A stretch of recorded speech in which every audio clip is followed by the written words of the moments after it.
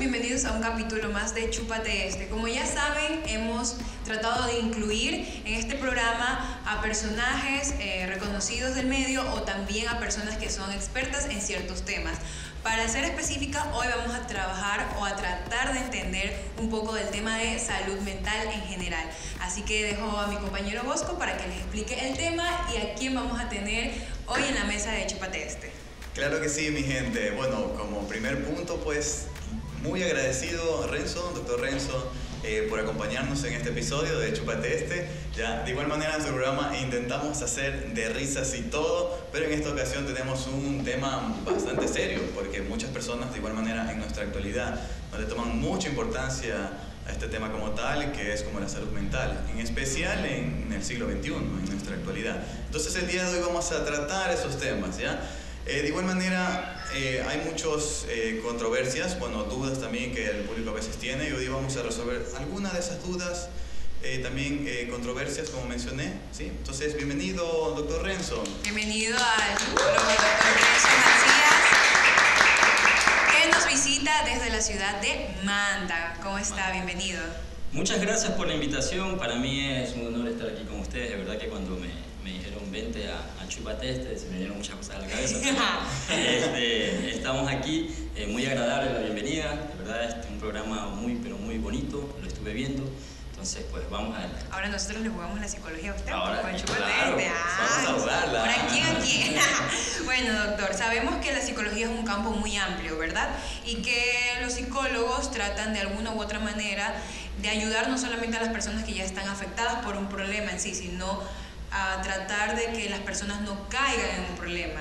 Usted, en base a su experiencia, bajo la consulta, las personas ya llegan cuando de verdad ya están como que en la parte final, al límite, o ya desde, ¿qué puedo decir? Desde hace ya algún tiempo ya hay personas que no, yo quiero la prevención, así como hay la prevención en diferentes campos de salud, en la salud mental.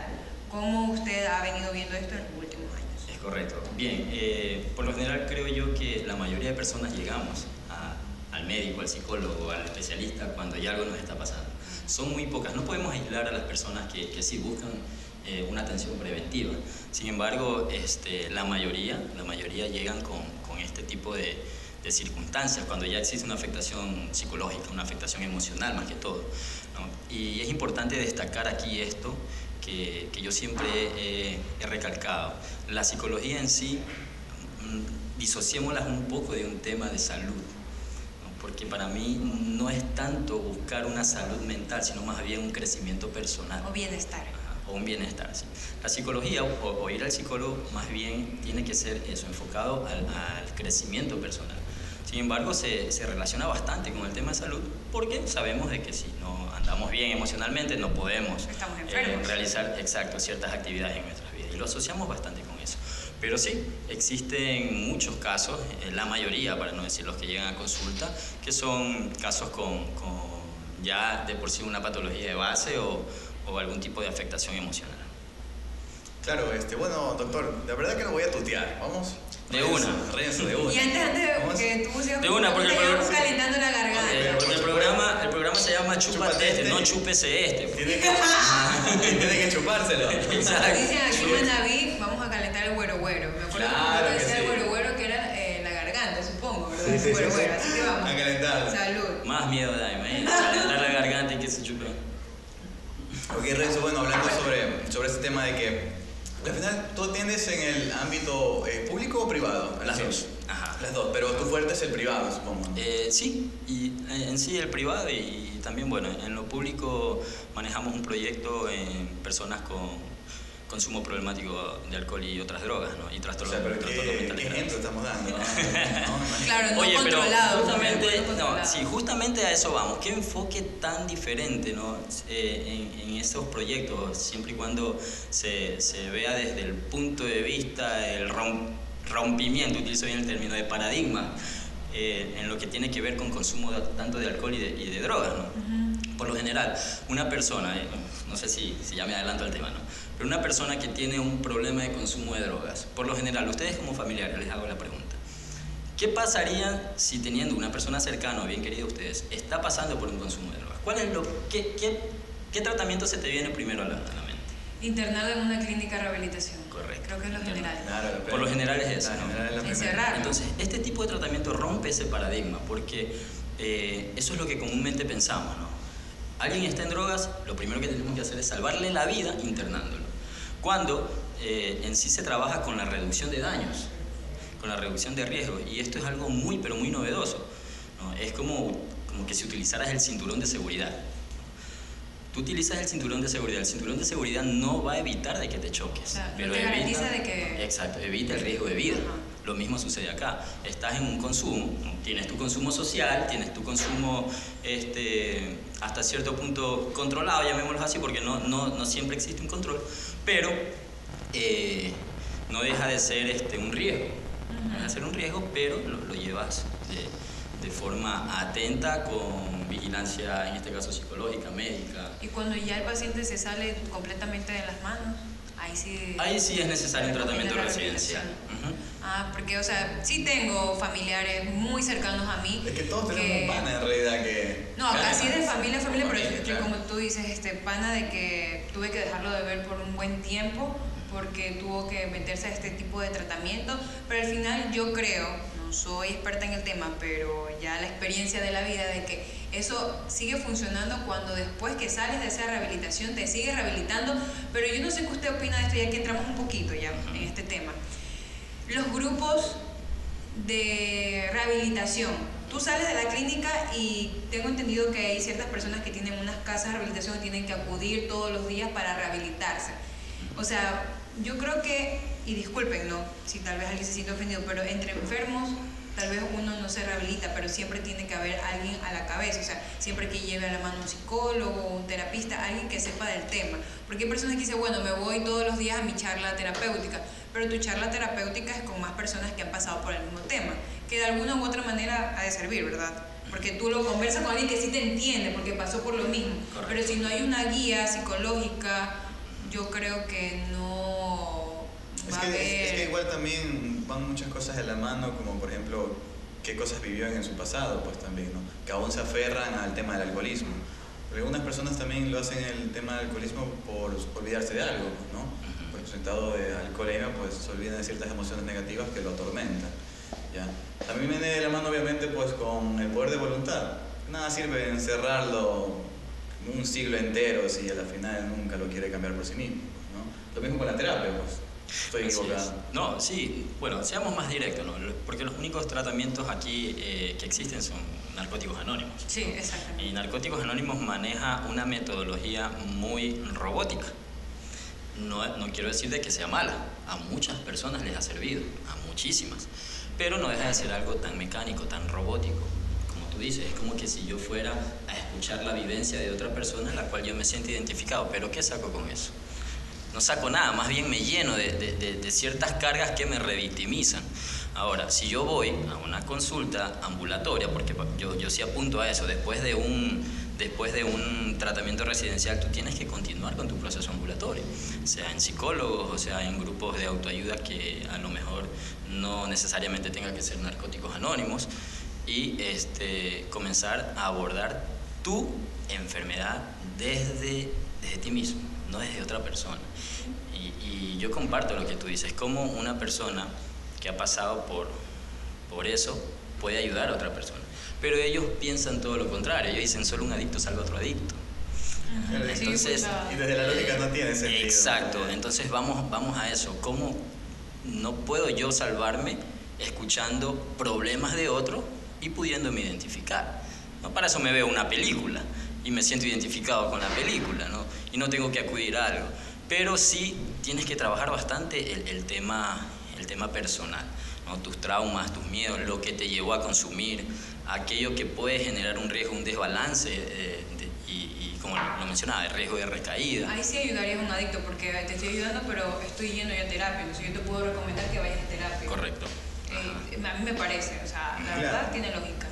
Claro, comparto también lo que me comentas, pero también seamos realistas al menos yo tengo 30 años, en mi entonces, ¿no? tipo cuando estabas en el cole y demás, decirte anda a terapia o ver psicólogo era como un bullying. Tabú, estás loco. Era como un bullying. Era como pasar vergüenza. No, claro, y no nos alejemos mucho, en la actualidad también. O sea, ahorita no es tanto, porque hay más esa aceptación. Incluso el término anaterapia ya se escucha tanto que a la final te familiarizas con él de Y ya manera no te directa. burlas. Ya no te burlas, Por exacto. ejemplo, ahorita cuando sales a un té, un café con mis amigas y conversamos de temas de psicólogo y estás bien y cómo vas y qué te dijo, me lo recomiendas, qué tal tu terapista, pero yo creo que antes esos temas eran como, ¿y tú vas? Oye, ¿no? Sí, ¿qué te como, pasa? ¿qué te O sea, pasa? Ya. es como que, Era así, y era era vergonzoso. Lo que pasa es que, bueno, en sí cambia mucho. La psicología era una profesión que no estaba al alcance de muchas personas.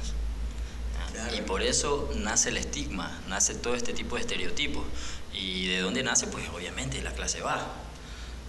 Nosotros veíamos a alguien que se pelaba el pelo a zorro, rapidito lo decíamos, la terapia o lo de aquí y lo de acá, y comenzábamos con ese tipo de seudónimos, ¿no? Y la persona no salía de eso, y por más de que vayas o no vayas a terapia, igual te iba a afectar, te iba a golpear. ¿Por qué? Por el mismo hecho de los estereotipos. Ahora sí, si bien es cierto, ha cambiado bastante esta visión. La visión de ir al psicólogo. Es más, comparto también eso. Muchos dicen, bueno, ¿y qué te dijo tu terapeuta? El mío me dijo lo de acá. Y comienzan de una u otra forma a tener esa interacción, correcto. Y no deja de esto ser un grado de aceptación ante toda la situación que concierne al visitar el psicólogo, el tema de salir, ¿no? de toda esa estigmatización y ver con otros ojos la terapia. O sea, vete al psicólogo era una ofensa, ¿no? Estás loco. ¿No? Es que ese también el tema de que antes era distinto, era más aceptación también porque antes no había muchos psicólogos, las universidades no le impartían mucho también, ya. Porque que yo recuerde, al menos en el colegio en el que estaba, ya llegó una vez una psicóloga ya de planta a trabajar con los estudiantes, pero eso pasó ya cuando ya me iba por graduar. Entonces durante todos esos años ni siquiera esa palabra o esa profesión la escuchábamos, que existía.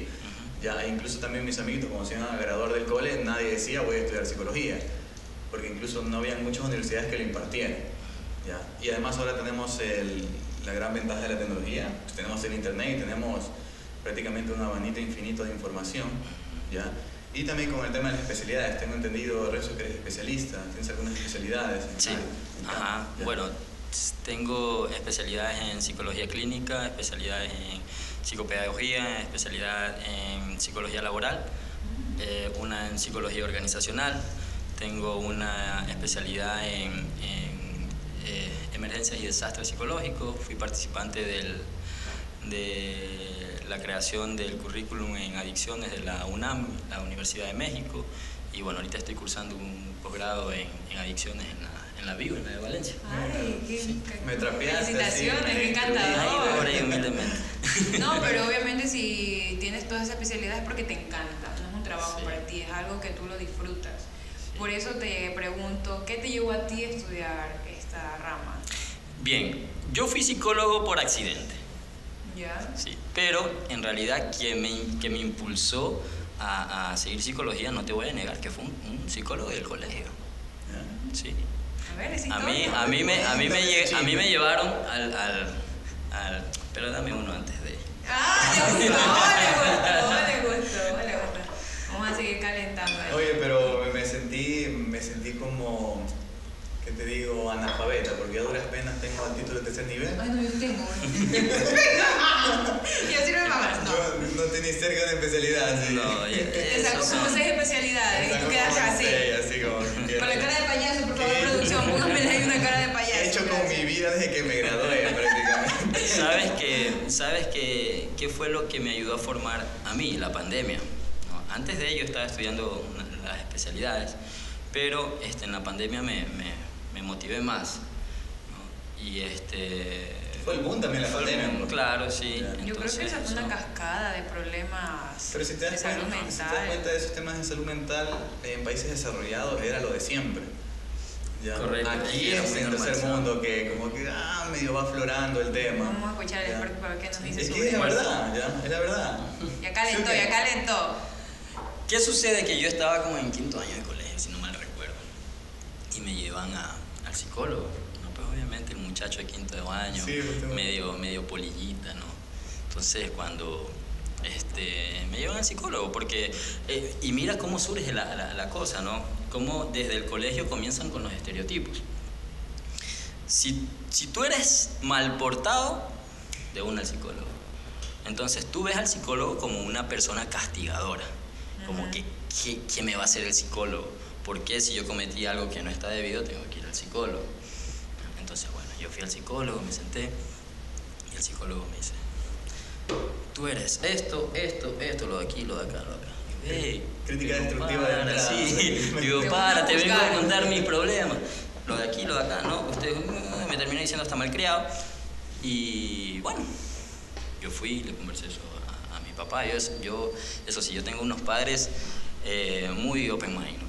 Ellos ven la situación desde otro punto, ¿no? Una No bendición. un tema tan castigador. Ellos son unas personas muy, pero muy, en ese sentido, bien instruidas. Y lo primero que mi papá me dijo: ¿cómo te dijo? Le digo: malcriado. Okay. Se fue al colegio y le preguntó al psicólogo de que qué garantías le daba a él de que diga que yo estoy siendo malcriado. Entonces, bueno, ahí empezaron a tener la charla, ¿no? Yo estaba afuera escuchando. Pero, ¿cómo surge la decisión por ese...? ¿Hubo puñeto o no hubo puñeto? No hubo puñeto. No, tranquila. No. Es que sí, porque Si se hubiese sido Bosco, si se hubiese ido de en la puñete. actualidad viene el padre de familia y se va de puñete con el profe porque le puso un cero. No, No, los padres no no voy a son- decir que los papás son bastante cultos y open mind. Así que pues. calmado. No, te cuento que, a ver, ya ni me acuerdo cómo fue, por qué fue el relajo y por qué yo paré. Bueno, en fin.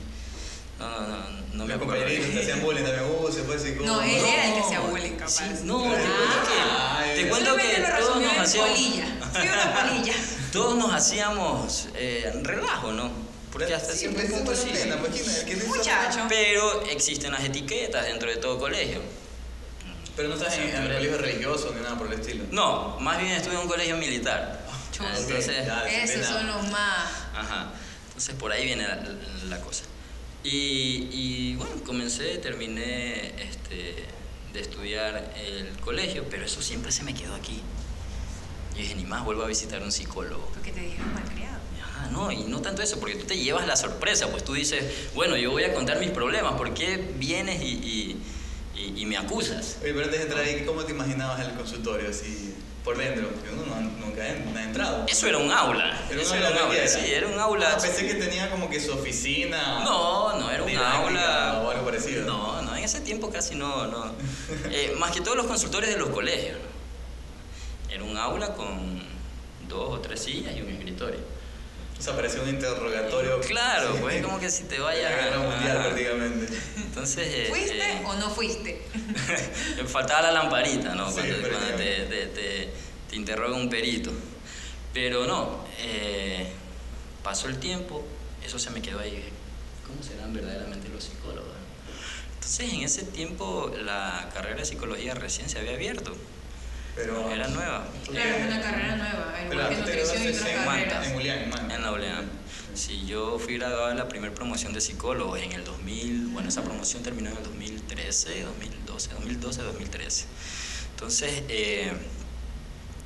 cuando llegué al PANU, porque era el PANU, ¿no? Yo llegué a estudiar odontología, pues yo hago mi PANU en odontología, paso y comienzo a estudiar. Cuando comienzo a estudiar, unos qué sé yo, casi medio mes, estuve ahí adentro del aula y dije, no, esto Casi coleguita suyo. casi, lo respeto mucho, pero no. ¿Pero cuánto duraste? ¿Medio semestre? No, que. No, casi un mes. Un mes, Casi no, un de mes. universitario. Ponte unas 3 semanas y algo. Chuta, que te cargaron anatomía de entrada, así. Unos libros así del Claro, carajo. son tucotes esos libros. Entonces, Te la piensas. ajá. No, me cambio y me voy a psicología. Para eso ahí también están algunos amigos, compañeros del colegio, y me voy a sentir como más cómodo allá. Pero tenías otras opciones aparte de psicología. Así como Sí. que si no latino esta, muy para acá. Sí, había muchas opciones. ¿Cuál ¿no? tenías? Medicina, pero no. Se No, me- ese vos, En tu realidad, país. sí. De ahí, no, de ahí te ibas a la. Yo tengo un sueño frustrado. Mi sueño frustrado siempre fue haber sido psiquiatra. ¿No? Pero cuando me dijeron tienes que estudiar medicina para ser psiquiatra, yo dije, no, ahí no más, gracias, me voy a psicología. Y respeto mucho a los médicos, ¿no? Son grandes amigos, pero claro, no. que es tremendo trámite. Sí, yo creo, y mira, bueno, algo que se me escapaba, me dio la oportunidad también de estudiar en ese mismo tiempo una licenciatura, porque, bueno, yo tengo, mi hobby es la música, entonces me estudié una licenciatura en pedagogía musical a la par que estudiaba psicología. O sea, tenemos aquí un psicólogo y un licenciado en, ¿cómo se dice? Sí, en pedagogía musical. Yo esa me la estudié aquí en la UTM. ¿Pero lo ejerces como tal? No lo ejerzo. No, nada, ahí lo practicas de menos, ¿no? Es hobby, fin de lo semana. practico. Ajá. Sacas la guitarra en una chupa en la vereda, ¿no? De hecho, no toco guitarra. No, entonces, es que esa es la típica. Yo pues. soy percusionista, me gusta tocar batería y... Ya, pues te Mira, sacas. así te hizo, así te hizo. tú pelado que saques tu guitarra. No, pero no, yo me hubiera Es que mucho esa- haber es que gustado esa es la típica, pues. haber aprendido. Mi papá es guitarrista y Es de tiene... familia, entonces el gusto de la Claro. música. Es que esa es la Entonces- pena, es la típica, tienes al panita que dice, no, el man sabe de música, el man tiene una guitarra. Ajá. Es la típica, ¿verdad? Y sí, en mi casa siempre habían guitarras, habían instrumentos, pero nunca me llamó la atención el instrumento de ¿Y cuerda. qué fue lo que te hizo ya estando en psicología decir, me enamoré, me quiero quedar aquí, me gusta? Bien, fue casi que a mi tercer año de psicología. Como mi fijación siempre era ser psiquiatra, justo en tercer año yo veo la materia de psicopatología. Entonces me llevan en ese tiempo, el neurociencias era de Lorenzo Ponce. Y ahí estuve como Famoso 15 Lorenzo días, Ponce. sí, 15 días de interno y me llamó mucho la atención cómo la mente, una vez al ser trastocada, puedes llegar a hacer muchas cosas. Ahí te lleva a eso a reflexionar, te lleva a pensar, bueno, en realidad nosotros los cuerdos somos los locos son los cuerdos. Porque te pongo un ejemplo, si tú ves, y disculpen que lo hable así, ¿no? Si tú ves a un... ¿Sí puedo utilizar malas palabras? Sí, pues. Bueno. A calzón quitado. Si tú ves por la calle a un loco feliz comiendo mierda, ¿cómo te sientes? Yo, Curioso. no, triste. No. Me daría pena. ¿Te daría pena? Claro. No, pero también depende de su Tú, aspecto. tu perspectiva con curioso. Acá yo, pena. Ok. Claro, es que también, incluso en esta actualidad, hay... No, pero así, vamos No, en yo el lo- carro los dos y tú ves, Pero dice Nicole, dame mira. más detalles, dime cómo está el del loco. Ya, Está ¿cómo? mugroso, Mugroso, loco. vagabundeando. Eso. Claro, en realidad yo lo veo, yo pienso que el tipo estuvo en droga. Ya, Ya, tú sí. drogas y yo siento pena, ya, ok. Pero ¿por qué se va a incomodar si él Drogas duras. está feliz comiendo mierda? Entonces, ¿quiénes son los que se incomodan? ¿Quiénes son los que pasan el mal rato? Nosotros. Exacto. O sea, en realidad, por ejemplo, desde el punto de vista... O sea, es fuerte, el ejemplo es fuerte, Escúchame, claro está, Es pero... que también vienen muchas cosas ahí de mano, porque por ejemplo, desde el punto de vista social y de seguridad, tú lo ves a esa persona y te alejas porque no sabes si es violenta. Exacto, ya. Pero ya te pasaste, ya te fuiste Oye, un que, extremo. a ver. Imagínate, vamos los dos en el carro, semáforo, no se te va a acercar y tú ves en la esquina a él, en la esquina sentado, Ya, pero si vas, mugroso, comiendo. ya, pero vas aparte, en la misma vereda, ¿te cruzas la calle o te Claro, vas a claro, me cruzo la calle. Digo, porque le tienes miedo, pues. Porque no sabes cómo va a reaccionar. Y porque no o si hace es lo violento. común que yo hago, porque yo, una persona según para mí común, no hace eso, una persona cuerda. Ya. Pero él es feliz haciendo eso.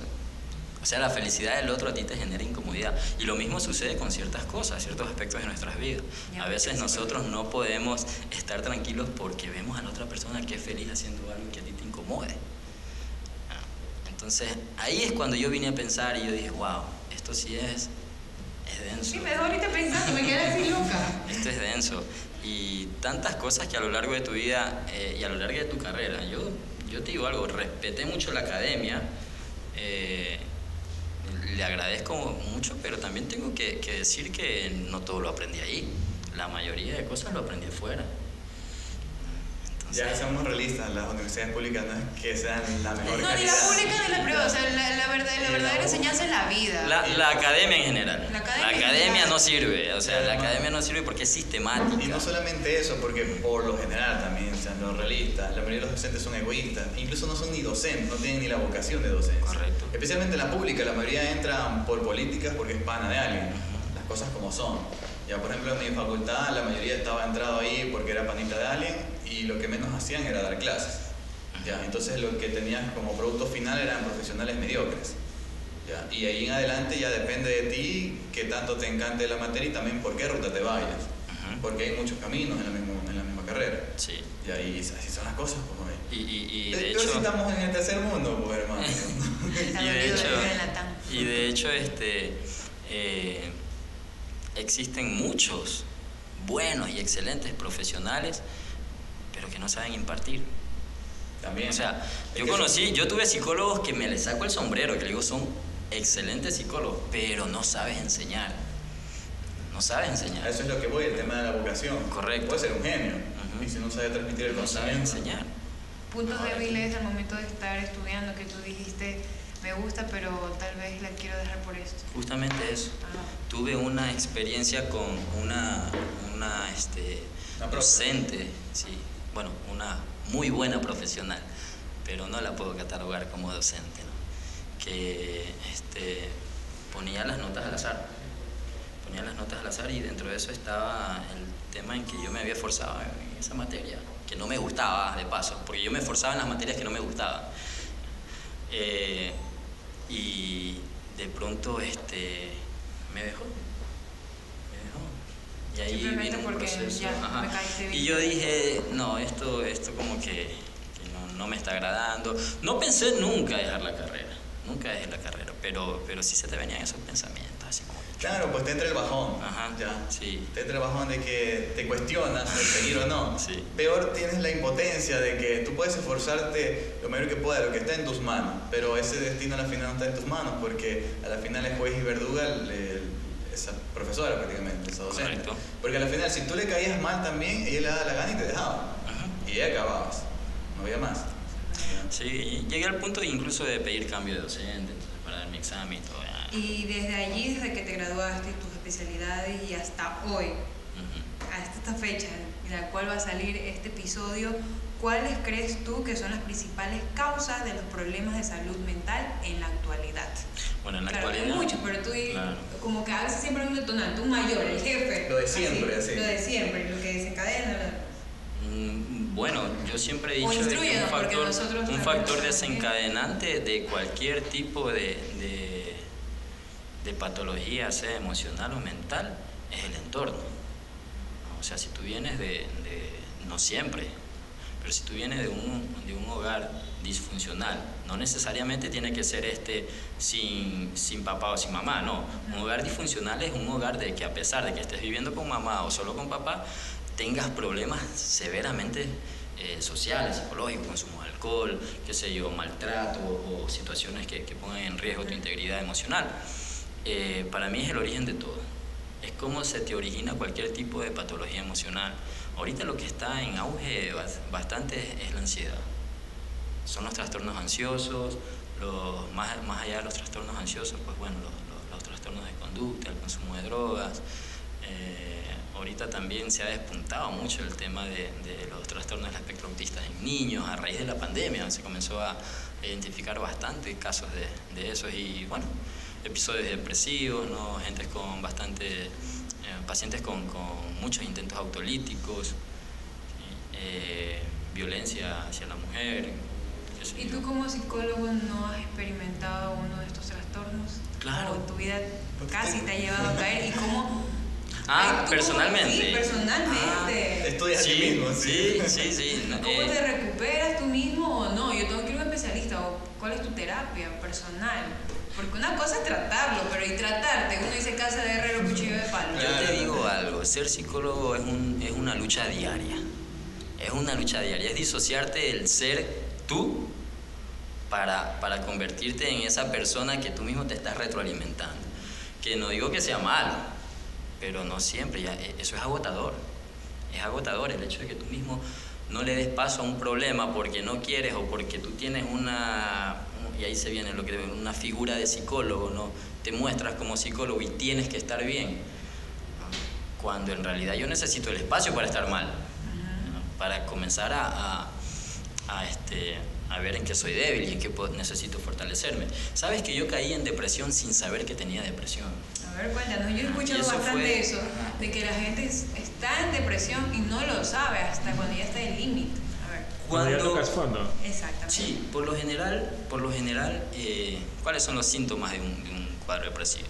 Insomnio, la habilidad emocional, llanto fácil, lloras de la nada, ves porque una mosquita se cayó y comienzas a llorar, o sea, estás muy susceptible ante cualquier situación, estados ansiosos, ¿no? Irritabilidad. Nada de eso me pasaba. Bueno, sí me pasaban ciertas cosas, pero comencé a dormir 3 horas, ¿no? 3 horas, y yo siempre he tenido una rutina, ¿no? Yo 5 de la mañana ya estoy arriba, me ejercito, sí, me voy a mi trabajo, regreso, me voy a mi otro trabajo, regreso a casa, me ponía los zapatos 5 de la mañana y me los quitaba 11 de la noche, ¿no? Entonces llegué a un punto de comenzar a dormir 3 horas y yo no sabía bien, pero mi rutina está bien, está normal. Cuando me doy cuenta de que ya mi departamento, yo comenzaba a dejar mis cosas ahí, ya no lo arreglaba, ya no lo limpiaba. Pasaron como unos 15 días y me comencé a desmotivar. Comencé a procrastinar como no tienes idea. Llegaba, me acostaba en mi cama con el teléfono. Era de madrugada, ¿sí? No tenía apetito para nada, ni para comer, no tenía apetito sexual, no tenía apetito para nada. Eras un ente. Exacto. Y una vez yo abro mi departamento y veo todo así, todo regado, todo un desastre. Un boxer en el microondas. Sí. Ajá, más o menos. Y yo dije, algo está pasando. Y me comienzo a hacer una introspección. Y dije, no, yo estoy en depresión. Comencé primero a tratar de estabilizar mi sueño, ¿no? Porque cuando tú no duermes bien, todo se te viene abajo. Tú no duermes bien, pasas irritado, pasas mal, más que pasas no con comer coraje. bien, no dormir bien, Exacto. es horrible. Entonces comencé a dormir bien, me mediqué, igual le sugerí a una amiga que es psiquiatra, le dije que me puedes ayudar, ¿cómo me puedes ayudar? Y ella me dijo, esto, y vete a terapia. ¿Y por qué caíste en depresión? Esa es la vaina. La bueno, rutina, han pasado, ¿ah? La monotonía, la rutina. Pero eso fue en pandemia, sí. ¿Cómo estás mencionando? No, O sea, fue lograste identificar cuál fue ese detonante. Sí, claro, sí. A lo largo de mi vida, pues bueno, han pasado ciertas situaciones que yo las inhibía. No les daba esa importancia, las minimizaba. No dejaba que el cuerpo la sufriera. Exacto. He escuchado que el cuerpo hay que dejarlo desfogarse. Exacto. No sé qué opinas. Tienes que minimizar la situación, tienes que maximizar lo que te está pasando para tú darte cuenta de que algo serio tienes que resolver. Entonces yo comenzaba a minimizarlo todo. En el trabajo me daba igual todo, me daba igual si llegaba o no llegaba pacientes, no quería atender pacientes, los pacientes me tocaban la puerta y no tienes ganas absolutamente de nada. Existir. El paciente se sentaba ahí, me hablaba, yo nomás lo escuchaba. Ahí, esto. O sea, en ese transcurso... Súper mecánico. Sí. Oye, pero en ese transcurso, ¿cuántos diagnósticos malos hiciste? Así con el corazón. Entonces, ¿sabes qué? Porque estabas ahí en la nada, boy. En realidad no te puedo decir que no lo hice, pero tampoco te puedo decir que sí lo hice. No sé, estaba ahí. Seamos realistas, a veces que estás en la nebulosa y solo eres un cascarón vacío. Correcto, Pero y mira, muchas cosas, más que todo cuando de ansiedad se trata, la ansiedad, aunque tú no los creas, es muy, bueno, no es que es difícil, es muy diferente de diagnosticar. La gente dice, bueno, me pasa esto, no duermo, paso ansiosa o ansioso, comienzo a temblar, me preocupa todo, pero no necesariamente tiene que ser ansiedad, puede ser una reacción al estrés agudo, un trastorno de pánico o un cuadro paroxístico, qué sé yo, pero no necesariamente ansiedad. Y ahí viene lo que tú me preguntas, ¿no? ¿En qué momento yo puedo dar mal un diagnóstico? Yo tengo una pregunta, doctor. Yo sufro de ansiedad. Por ejemplo, cuando a mí me dan crisis, a mí me da escalofríos, me duele el cuerpo y lo único que quiero es dormir. O sea, eso, y me da dolor de garganta. Es uno de los síntomas que cuando yo sé que estoy en una crisis es porque me pasa eso, más no porque estoy enferma o es algo viral. Pero es muy normal que me pase eso. Por lo general me pasa cuando tengo nuevos retos profesionales. ¿Qué podría hacer en ese caso? A mí una psicóloga me decía que escriba, pero a veces escribir no me hace efecto. Sí, tengo algunas preguntas. Primero, ¿desde cuándo se te desencadenó? Desde hace como 5 años. Ya estamos hablando que ha pasado más de 6 meses. Si tienes más de 6 meses con esa crisis, sí podemos catalogar una ansiedad generalizada. Ahora, si solo quieres dormir, tienes que ver bien si no es una ansiedad asociada con un cuadro depresivo, un cuadro mixto ansioso-depresivo, porque si tu solución en el momento solo es dormir para no sentir, estás deprimida. Estoy deprimida. Puede. Sí, yo lo siento, pero ahí ya no sé qué más hacer aparte de escribir, porque una vez me mediqué y me estaban haciendo daño. Ya me estaba poniendo adicta, así que yo misma las dejé. Sí, bueno, la medicación es un recurso bueno, pero no lo es todo tampoco, es momentáneo.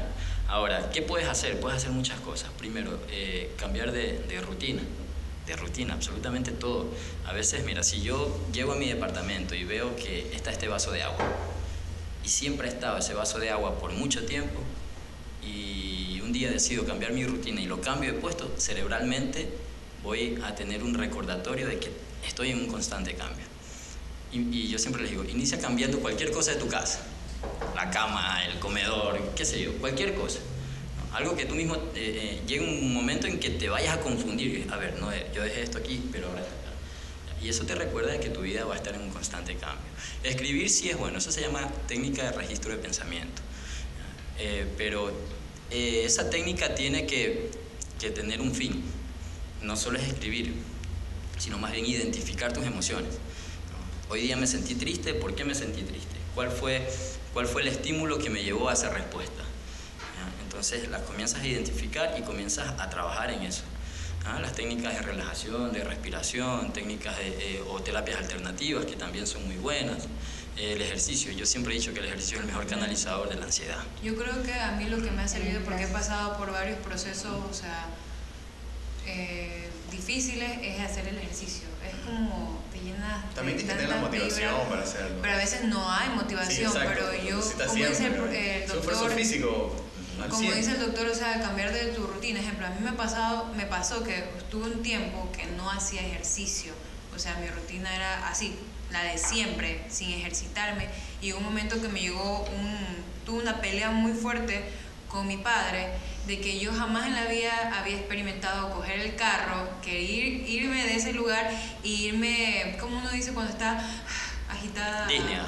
O sea, falta de respiración. O sea, estaba llorando y me ahogaba. Y yo sentía que el pecho se me salía el corazón del pecho. Yo tuve que parar el carro y me puse como loca a gritar y a llorar porque era la única forma que podía desfogar todo eso. Y es una cosa que yo ahorita me acuerdo, se me quiere hacer la lágrima en mi vida y hasta el día de hoy todavía no lo vuelvo a experimentar. Fue la primera y la última vez que lo he experimentado, pero fue como el de desfogar todo lo que venía trayendo y como que tuvo que ocurrir un problema enorme.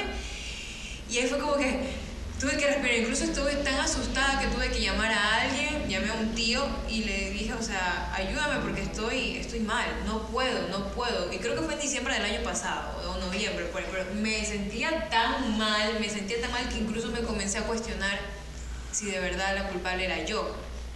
¿Y por qué yo? Y es todo contra ti. Pero fue horrible. Entonces, usted... Supongo que a su consulta también han llegado personas así. ¿Usted cómo en ese momento? Porque ahí viene la parte que tienes que, creo yo, no sé, separar lo humano con lo...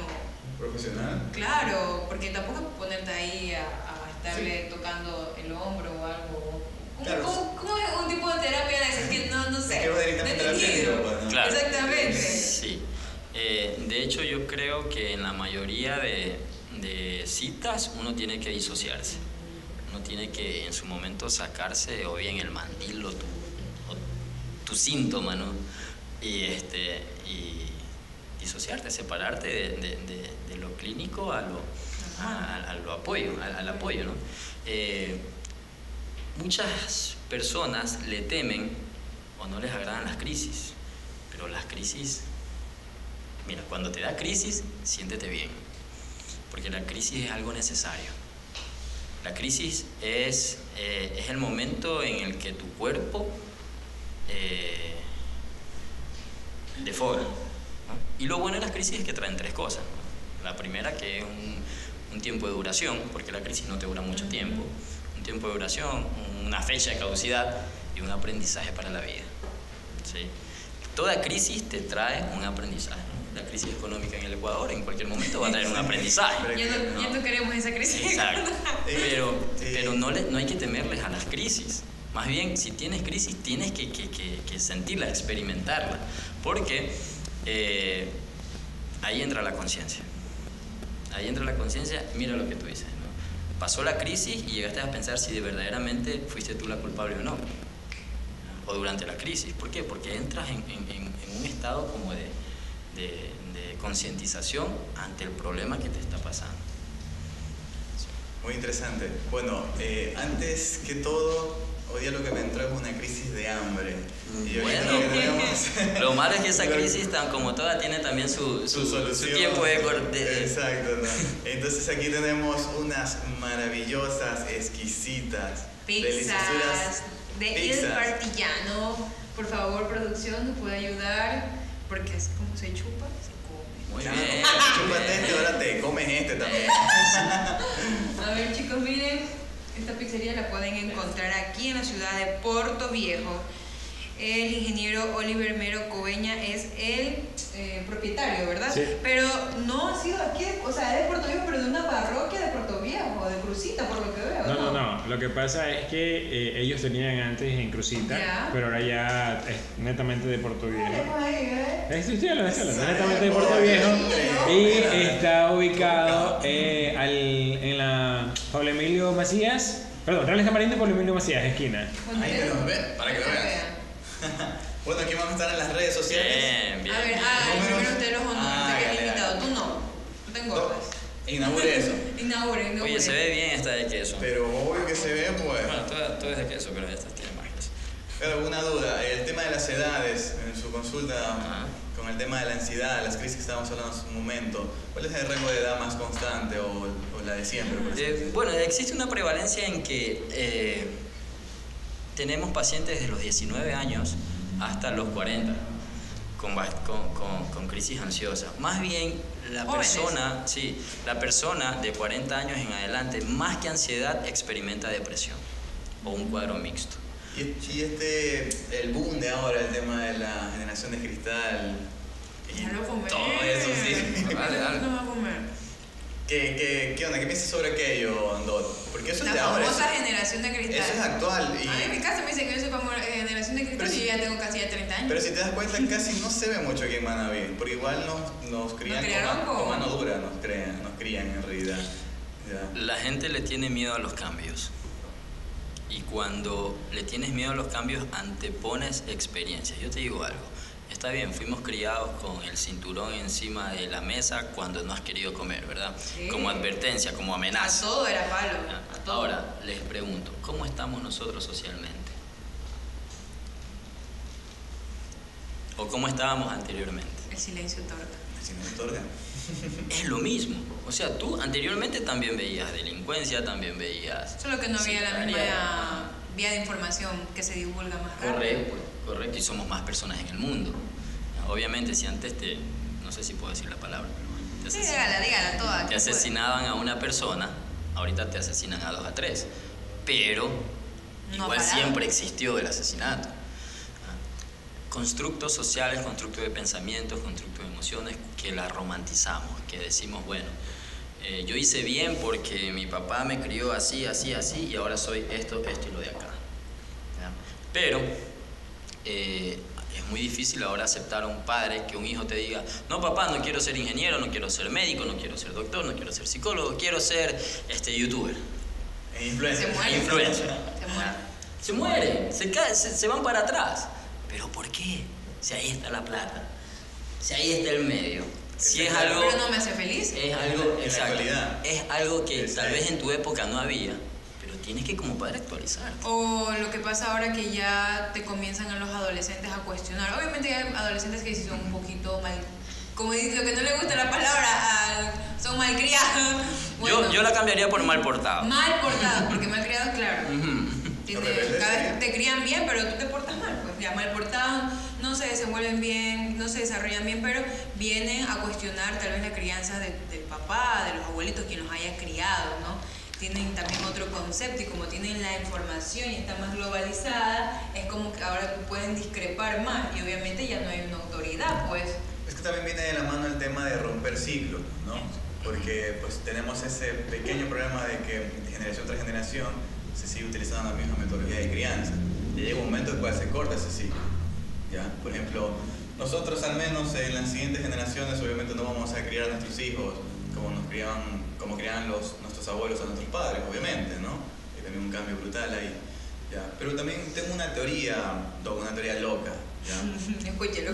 Es sobre el tema también, al menos como niños. Toda teoría es loca. El contenido que consumimos, porque al menos yo de niño, en mi entonces yo consumía caricaturas violentas. Ya. Y eso, había un momento que cuando yo había violencia en el mundo real, pues me da igual, ¿ya? Y por ejemplo, conozco amigos que son de otros países, ¿ya? Que no están muy constantemente observando este tipo de contenidos siendo niños, ¿ya? Y cuando ven algo violento como que se espantan bastante, ¿ya? Como que no están tan familiarizados con esas emociones violentas, ¿ya? Y eso prácticamente, pues mi teoría es que obviamente de acuerdo a ese consumo, pues eso también nos forja el carácter y también como que no nos afecta mucho ese tipo de emociones, ¿ya? Aparte de las otras personas. ¿Qué opinas? ¿Qué opinarías? Los cambios sociales, ¿no? El comportamiento y patrones de crianza aquí van a estar siempre anteponiendo la forma de, por ejemplo, si tú consumiste mucho Dragon Ball y ves a dos personas que se están yendo de puñete, lo vas a normalizar. Exacto. ¿Ya? Pero una persona en otro país que no consumió eso, que consumió, qué sé yo, Candy O Peppa Pig. Peppa Pig, ¿no? Ven a dos personas que se están agrediendo, ellos ya dicen, eso no está bien. ¿Por qué? Porque no lo asocié. Ahora ahí tienes que ver hasta cierto punto si es que en realidad fue formar tu carácter, ¿sí? O normalizar un problema. También, ya. Por ejemplo, también ese tema del consumo, no sé si ustedes recuerdan o han visto de casualidad documentales sobre el tema cuando estaba el auge de la Segunda Guerra Mundial. Las caricaturas, al menos en Estados Unidos, iban como para fomentar al nazismo, por ejemplo. Y las caricaturas, las famosas, Mickey Mouse, etcétera, fomentaban prácticamente el nacionalismo estadounidense, pero hacia el odio hacia el comunismo, por ejemplo, o hacia los nazis. En ese entonces era la Segunda Guerra Mundial, ¿no? Prácticamente estaba forjando pequeños soldados, porque la nación prácticamente los exigía, ¿ya? Pero mediante el consumo del entretenimiento, pues lo asociaban de esa manera, ¿ya? Obviamente en nuestra actualidad estamos en época de paz, ¿ya? Y bueno, mediante lo que me comentas, al menos mi criterio, esas escenas violentas, pues, en el mundo real, pues, las veía como una normativa, ¿ya? Pero, ¿tú qué dices? ¿Cómo verías tú el tema del consumo de contenido? Al menos desde que yo te comenté, ¿eso lo verías como algo positivo o algo extremadamente negativo? Depende del contenido. O sea, por ejemplo, las caricaturas que siempre vimos en nuestra época, ¿no? Prácticamente tenemos casi la misma edad. Fue algo que influyó bastante. Influye muchísimo. Ajá, es algo que y sigue influyendo, de verdad. Ya. Ahora, yo te digo, y un poco me voy a quitar el síntoma de psicólogo y te voy a hablar como Renzo Macías. De todo esto que se está consumiendo y todo este tipo de enseñanzas, ¿no? Llamémoslo así, o proyecciones, tienen un objetivo. En lo único que sí estoy de acuerdo, ojo, no te hablo como psicólogo, te hablo como una persona, es que tú puedes darle o mostrarle al niño no cualquier tipo de contenido, un contenido aceptable hasta cierto punto, pero yo siempre voy a discrepar y siempre voy a estar en contra del contenido que te defina algún tipo de orientación sexual en niños. Esa es la tendencia actual prácticamente. Correcto. O sea, yo siempre voy a estar en contra de aquello. Entonces lo hablo como persona natural. Tal vez como psicólogo piense distinto, ¿no? Pero voy a estar en contra de aquello porque un niño es un cuaderno en blanco que tú le vas escribiendo la historia. Tú decides qué le enseñas, qué le escribes, qué le muestras y cómo lo formas. Entonces, ese tema es interesante. Sí, Es que para hablar de psicología, o sea, vamos a necesitar muchos capítulos. Vamos a sacar, chúpate este de acá abajo, psicología. ¿Por qué? Más caña y más pizza también. Espérate, no, me toca a mí. Dices un cuaderno en blanco. Nosotros hemos tenido ya en episodios anteriores el placer de poder entrevistar a personas transgéneros o personas que son bisexuales, cosas así.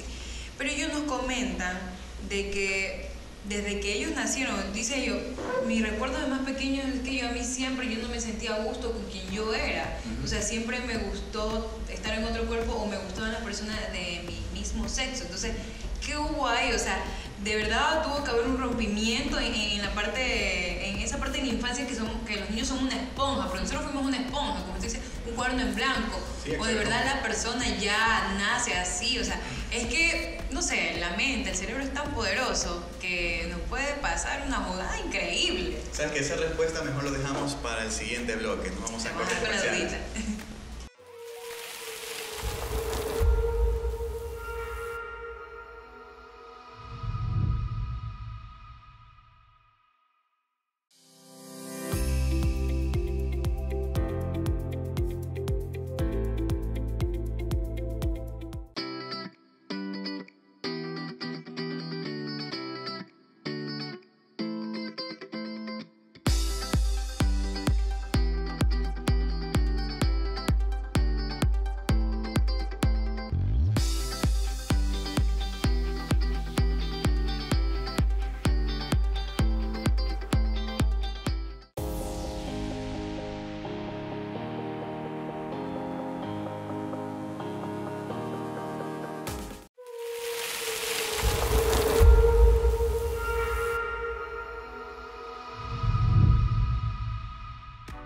Recapitulando, ya se me trabó la lengua, ¿sí ves? Porque vos cuesta que toma.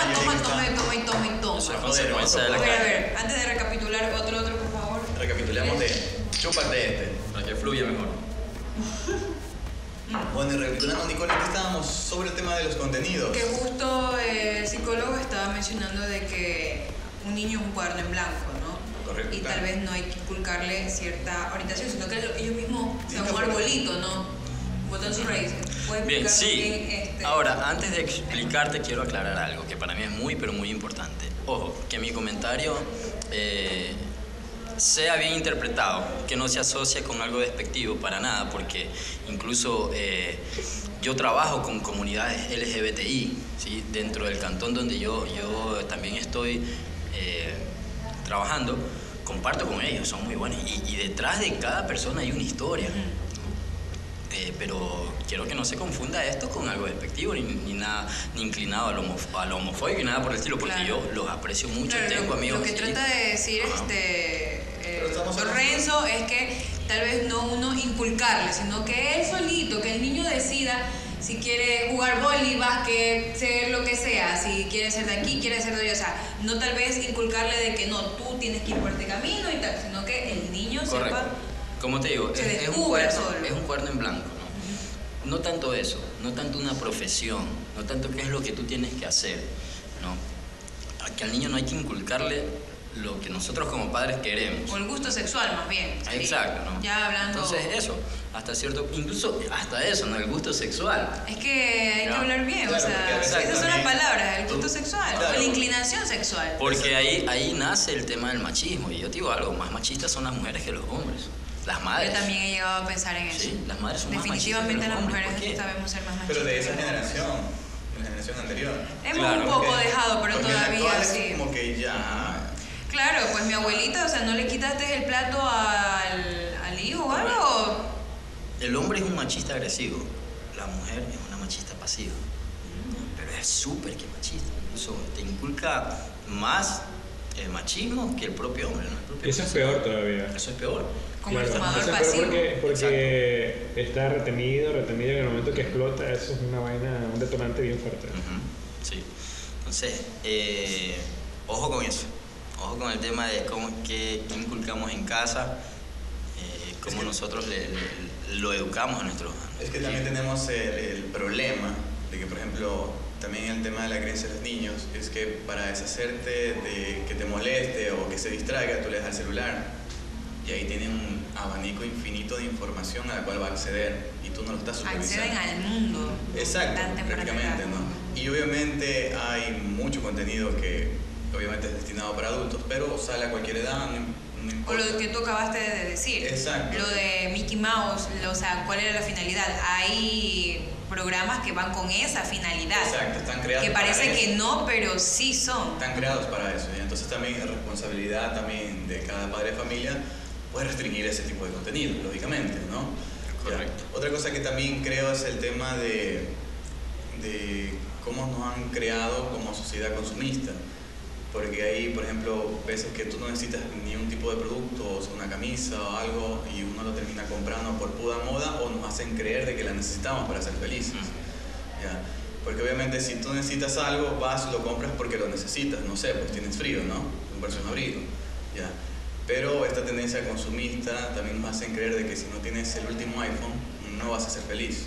Y si lo compras quizás seas feliz, pero es una ilusión. ¿Ya? Y también obviamente eso va de la par con el tema que empezamos al principio, creo yo, con el tema de la salud mental. ¿Sí? Porque por ejemplo, a mí me ha pasado, a todos nos pasa, así tipo sale la última moda, el último jeans y lo quieres usar y vas a pensar que te vas a ver bien con ese jeans. ¿Ya? Pero es realmente cómo te sientas en sí, si te gusta otro tipo de moda, si no quieres seguir tendencia, pero los medios te siguen bombardeando con información de que tienes que tener eso. Quizás te ha creado una ilusión de que no seas feliz. Me encanta que la caña te haya puesto tan profunda. Es que la verdad. No, pero no, al final sí nos reímos, pero Sí. sí tiene lógica todo lo que hemos estado compartiendo aquí. Usted, Renzo, tal vez sigue o cómo nos podría explicar un tipo de protocolo especial para reportar casos de abuso o de negligencia o un episodio. ¿Cuál es el protocolo a seguir? Ejemplo, me voy, yo qué sé, me invento, me fui a la playa, me fui a Jama, lejos, y a mi novio le está comenzando a dar, yo qué sé, un ataque de pánico, ansiedad. Eso es súper complejo también, porque Es tienes que- que identificarlo rápido. Y tienes que tener ¿Cómo yo entrenamiento. actuaría? Porque a veces uno, ¿pero qué hago? O Tienes que sea, tener entrenamiento para eso. o ¿no? sea, y a veces las personas, tengo un conocido que hasta en ese momento, yo estaba justo con él y me dice que él estaba pensando en matarse. ¿Cómo actúa allí? Ya. Dos cosas. El protocolo de abuso, creo que me dijiste. Si era, ¿puedes hablarme de algún... no. Eso, ¿cómo seguir un proceso especial para reportar casos de abuso o poder Ya. yo ayudar? Ya, y el otro es lo de la emergencia, en Ajá. tal caso. Sí. Ya, con lo de la emergencia, si quieres algo más inmediato, es agua y técnica de respiración. No siempre te va a funcionar, pero en ese caso, si es que estás, por ejemplo, en una playa donde no tienes acceso cercano a un Nada, hospital, a nada, estás- nada, pues. y tienes agua, pero no del mar, sino le das agua y que haga técnica de No que respiración. hiperventile, sino como que... Exacto. Y Por ahí eso lo no que tienes haces que es respiración. trasladarlo a un lugar seguro, pero nada más seguro que la playa. Bueno, al menos que le tenga fobia al mar. ¿No? Pero trasladarlo a un lugar seguro y que poco a poco la crisis vaya disminuyendo. ¿Y cómo son esas técnicas de respiración? Hay una técnica que es buenísima, ¿no? Que respiras contando hasta 7, sostienes el aire contando hasta 7 y sueltas el aire contando hasta 7. De poquito a poquito. De a poco a poco. Nosotros estamos acostumbrados a hacer... ¿no? Entonces, respirando, contando, a lo que cuentas, tu mente está programada a hacer algo, ¿no? Y va disminuyendo pensamientos intrusivos, va disminuyendo pensamientos fantasiosos, el hecho de quererse quitar la vida, el hecho de pasarla mal, ¿no? Y la respiración pues es un mecanismo de reducción de ansiedad súper que bueno y natural. Entonces, lo que haces en el momento es contrarrestar una crisis. Y ahí sí, lo trasladas a un lugar seguro, si es posible lo llevas a emergencia, porque muchas veces las crisis de ansiedad sí requieren hasta cierto punto medicamentos. Tengo entendido que inyectan a las personas. Ajá. Calmantes, ¿verdad? Calmantes Interesante. y listo. Con respecto a la ruta de violencia, esto es muy interesante porque hasta cierto punto nosotros como seres humanos nos hemos acostumbrado a cosas totalmente bárbaras. Si de violencia Normalizamos. hablamos, sí. Si tú ves a una persona o a un hombre que está golpeando a una mujer, tú lo vas a pensar 20.000 veces en ayudarlo. A veces ni lo ayudas, a veces no, ellos van a tener que solucionar sus problemas. Pero, o sea, al menos en esta actualidad no desde ese punto de vista, porque estamos bastante peligrosos como sociedad. Exacto. Si el tipo tiene un Ya. arma. A eso voy. Ya. ¿no? Tienes que ver todos los recursos. Estás arriesgando tu no propia dejas- vida a hacer esa acción humanitaria, pero es bajo. Ahora lo vemos así, Ya. sí, pero si nos trasladamos antes, ¿no? No dejas de convertirte en un espectador y a la vez en un cómplice de ese acto violento, si es que no reportas nada. Entonces es bueno que reportes, es bueno que en ese momento, si quieres mantener tu identidad bajo buen recaudo, llamas y dices, mira, está pasando esto, lo aquí, lo acá. Claro, que. Y la ruta de violencia es, en nuestro caso, a mí me han llegado muchos casos de actos violentos. Tú le dices al familiar que acompaña a esa persona que tiene que denunciar, o a la misma persona que tiene que denunciar. Lo quiere hacer. Y si la persona no lo quiere hacer, a ti como profesional te va a tocar hacerlo. Sí lo puedes hacer. Claro, esa es la ruta. Pero, ¿y no referís esa parte de confidencialidad? ¿O ya no cuenta? No, la confidencialidad en una consulta psicológica, esto es bueno, la confidencialidad en una consulta psicológica se rompe cuando está en riesgo la integridad física del paciente o la vida del paciente. Ahí tú rompes. Ya sea por terceros o por el mismo. Exacto. Ahí tú rompes toda confidencialidad.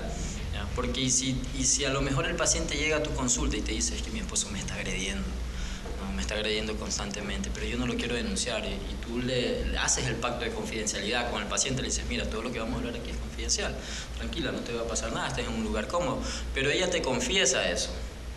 ¿Ya? ¿Y qué pasa? Que después en un tiempo ella es víctima de femicidio. Como profesional, ¿cómo te vas a sentir? Pudiste haber hecho algo. Claro, pero Te también pudiste haber salvado la vida. aquí viene otra cosa que quizás pueda pasar. Ujú. Imagínate el caso de que ya tú haces la ayuda si denuncias y la señora te pide que saques la denuncia y tú no lo haces y ella te termina denunciando por el tema de que rompiste el pacto de confidencialidad. No, la ley es clarísima. Clarísimo, tal La cual. ley es clarísima. No hay chance de hacer eso. No hay chance. O sea, tú lo puedes hacer, pero yo rompí confidencialidad porque estaba en riesgo tu vida. Yo te quise salvar la vida.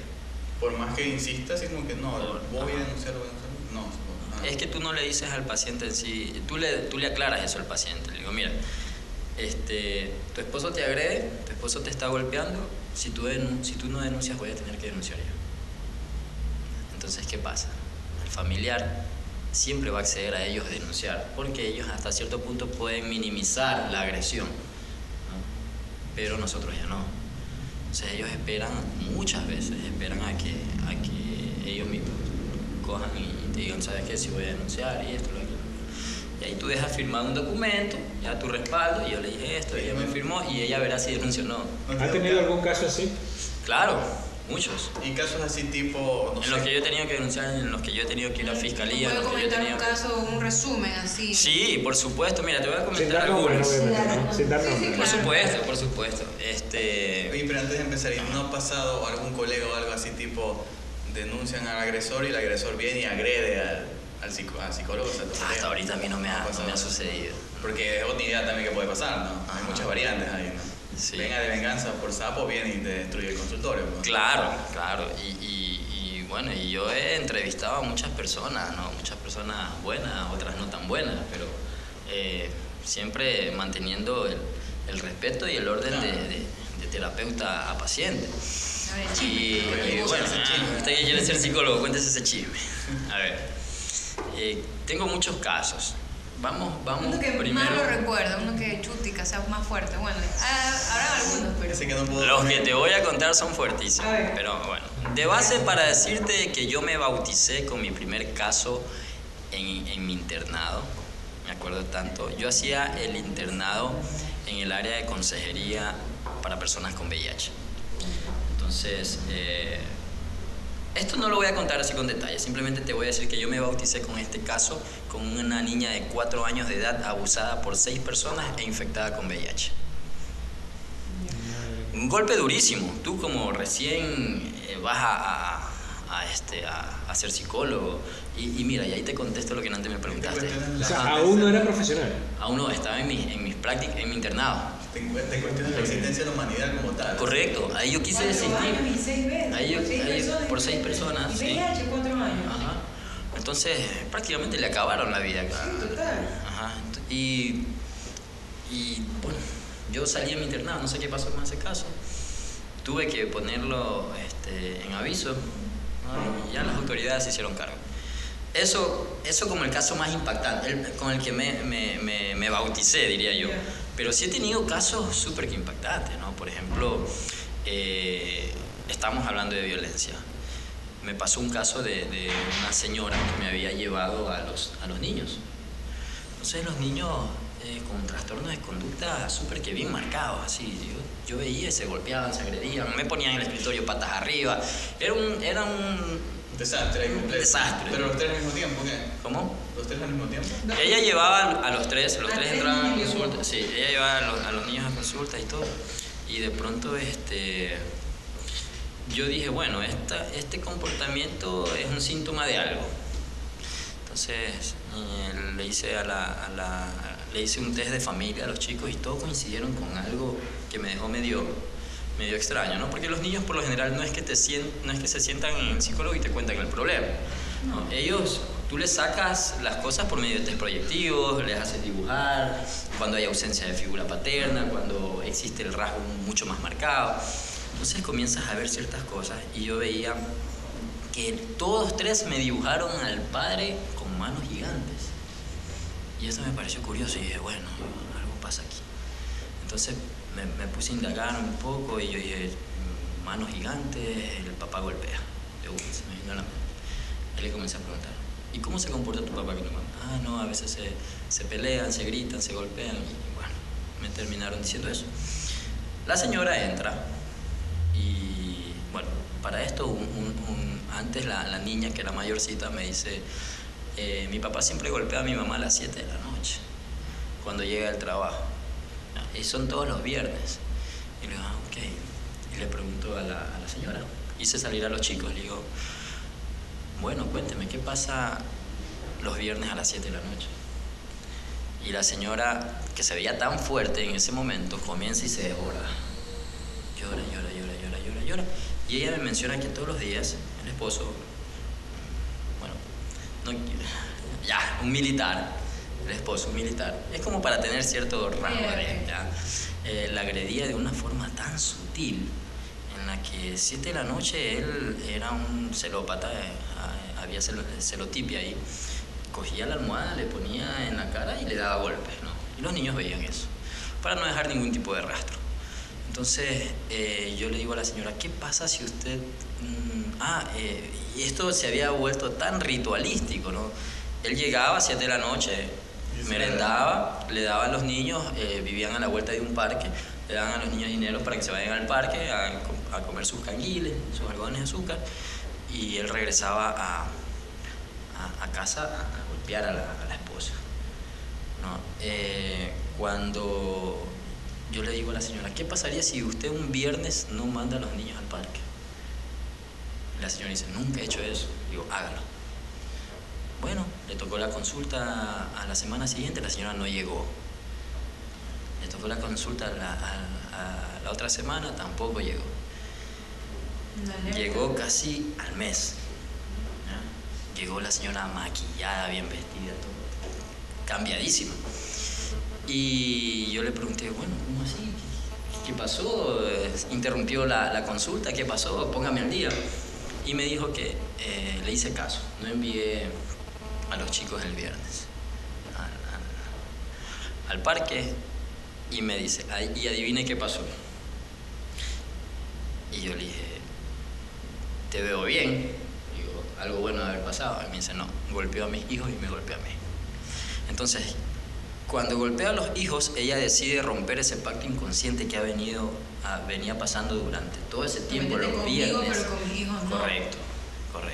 Entonces, tocan la fibra más sensible de la señora y ella denuncia, se lo llevan preso, él ni más volvió a aparecer por la casa, ¿sí? Y la señora cambió totalmente. Ya se sintió un ave libre prácticamente. Pero un milagro que haya hecho eso. Pero ahí no termina la situación, ¿no? Entonces la señora comienza pues a verse bien, a empoderarse, ¿no? De ella misma, a tener más espacios para ella. Y una noche le invitan familiares, hermanas de ella, a una fiesta, ¿no? Una fiesta incluso hasta familiar, porque había ido con los niños y todo. El esposo, el ex esposo ya en ese momento, pues la comienza a vigilar, porque era celópata, ¿no? La comienza a vigilar, ve que está sonriendo, está bien vestida, está bailando, ¿no? Y bueno, pasa ese tiempo de convivencia y regresan a casa. Cuando regresan a casa, ella ve que la puerta estaba forzada, la habían forzado, ¿no? Porque él ya no vivía en la casa, ¿no? Ya la puerta la habían forzado. Entran a la casa, ¿sí? Cada quien para su cuarto, cada quien tenía un cuarto diferente, y la niña, que era mayorcita, pues encuentra al papá colgado en la habitación de ella. ¿De la señora? Sí. El tipo se había suicidado en el cuarto de la niña mayor, dejando una carta echándole la culpa a la mamá. Entonces, ¿a qué te lleva todo esto, no? Obviamente ella se sintió culpable por lo que ella había hecho, ¿no? Y dice, no, es que si yo no debía haber cambiado mi forma de vida, nada de esto hubiera pasado. Entonces, el pacto inconsciente que tiene una mujer cuando es víctima de violencia genera algo que se llama síndrome de indefensión adquirida. Y este síndrome es cuando la mujer prácticamente no quiere aceptar de que está siendo víctima de violencia. Y lo único que yo le dije, tienes que estar tranquila, porque si no era él, eras tú. O tus hijos. Ajá. Santo remedio, se fue a vivir a otra ciudad. Hasta ahorita mantenemos comunicación, hace casi ya 6 meses que ella me escribe a agradecerme siempre, y ya se volvió a comprometer y está muy bien. Entonces, situaciones muy, pero muy... Bueno, un cuento casi de terror, casi con final entre comillas, porque como dice el doctor, o era él, o era ella, o eran los niños, o eran todos, porque ha habido casos que el agresor es a todos y luego a él. Exacto. Bueno, al menos te agradeció al final. Sí. Y como ella te agradeció, también nosotros, Renzo, te agradecemos por esta invitación, que esta asistencia realmente, nosotros fuimos a la invitación, ¿ya? Te agradecemos, Renzo, por compartir un poco de tu tiempo, ¿ya? Contarnos un poco de ti, un poco de tu profesión, un poco, bueno, de las cosas del día a día que surgen en tu profesión como tal, como la historia que nos contaste, ¿no? Bastante interesante y curiosa, y bueno, un poco terrorífica también, ¿no? Y una que otro detalle que también cuento de terror, ¿sí? Esperemos que... Cuentos de la cripta. Esperemos verte en una siguiente ocasión, Renzo. Sí, vamos a ver si hacemos una segunda parte con otras historias. Encantado. Claro, nuestro público creo que debería dejar en la cajita de los comentarios o preguntas un tema ya específico para ya irnos directamente a ese tema, porque creo que hoy día sí abarcamos como que en general. Sí. Pero ya hablar algo concreto. muy ya concreto, que esté de bastante... Auge sería, o auge, quizás ¿sí? Una persona, bueno, que nos esté viendo, que tenga alguna historia como tal, o que tenga algún síntoma o alguna patología ya diagnosticada, pues podría preguntar sobre aquello, ¿ya? Claro. Y quizás en un siguiente episodio podríamos tratar aquel tema, ¿sí? Bien, encantado y agradecido. De verdad que ha sido un tiempo muy, muy bueno, una producción excelente. Les felicito a todos ustedes. Muchas gracias. También, excelente comida, sí, caña manavita. No siempre se habla de psicología como una caña manavita. Y bueno, pues agradecido siempre y predispuesto también cuando necesiten conversar. Renzo, ¿cómo te podemos encontrar en las redes sociales? Por favor, perfecto. Estoy como Renzo Online en Facebook. Estoy como Renzo MQ en Instagram, y en TikTok también estoy como Renzo Online. Ya saben que las 3 redes sociales lo pueden encontrar. Síganos, chicos, síganos, vamos a ver contenido nuevo en las próximas semanas. Sí, entonces agradecido, Renzo. Nos vemos en una próxima ocasión. Chicos, saludos. Y esto fue Chúpate Este. Los Besos. esperamos. Chúpate este.